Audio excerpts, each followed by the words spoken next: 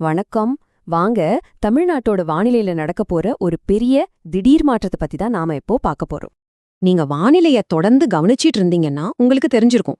மயிலாடுதுறையில இருந்து கடலூர் வரைக்கும் கடந்த சில நாட்களா பெய்த கனமழை கணிச்சபடியே இப்போ முழுசா நின்னுடுச்சு.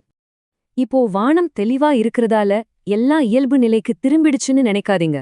வானிலை தரவுகள் ஒரு பெரிய மாற்றத்தை நோக்கி கை காட்டுது. சரி, வாங்க அது என்னன்னு இன்னும் கொஞ்சம் ஆழமா பார்க்கலாம். நாம முதல்ல புரிஞ்சுக்க வேண்டிய மிக முக்கியமான விஷயம் என்னன்னா, இவ்ளோ நாள் நமக்கு மழைய கொடுத்த வடகிழக்கு பருவமழை அதிகாரப்பூர்வமா முடிவுக்கு வருது. இங்க பாருங்க, இது ஒரு முழுமையான யூ-டர்ன் மாதிரி.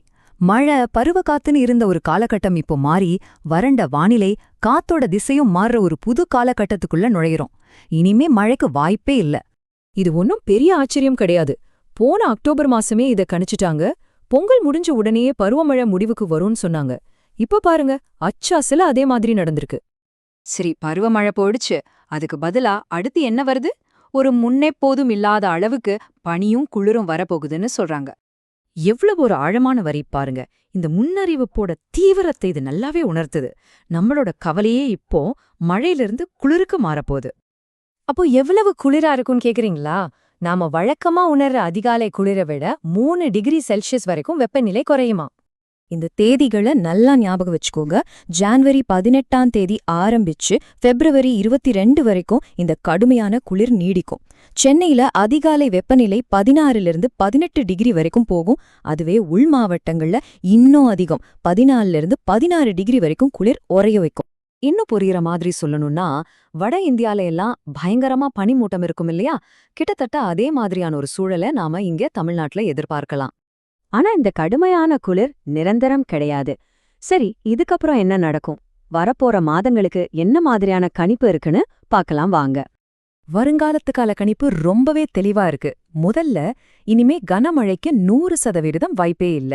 ரெண்டாவது, இந்த வருஷம் வெயில் கொஞ்சம் சீக்கிரமாவே ஆரம்பிச்சிடும். பிப்ரவரி கடைசி வாரத்திலிருந்தே கோடைக்காலம் தொடங்கிடும்னு எதிர்பார்க்கலாம். ரொம்ப முக்கியமா, காற்றின் திசை மாறுறதால புயல் தமிழ்நாட்டை நேரடியா தாக்குற அபாயம் ரொம்ப ரொம்ப குறைஞ்சிடுச்சு. நாம இப்போ நிறைய விஷயங்களை பார்த்துட்டோம்.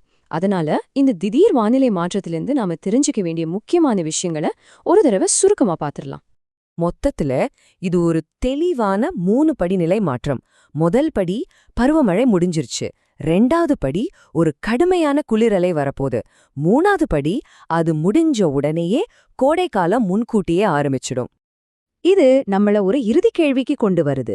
இது வெறும் வானிலை அறிக்கை மட்டும் இல்ல, நம்ம பகுதிக்கு வரப்போற ஒரு சரித்திர முக்கியத்துவம் வாய்ந்த வானிலை நிகழ்வுக்கான எச்சரிக்கை. முன்னெப்போதும் இல்லாத இந்த பனிக்கும் குளிருக்கும் நீங்க தயாரா இருக்கீங்களா? நாம இதுக்கு தயாரா இருக்கணும். அதுதான் இப்போ ரொம்ப முக்கியம்.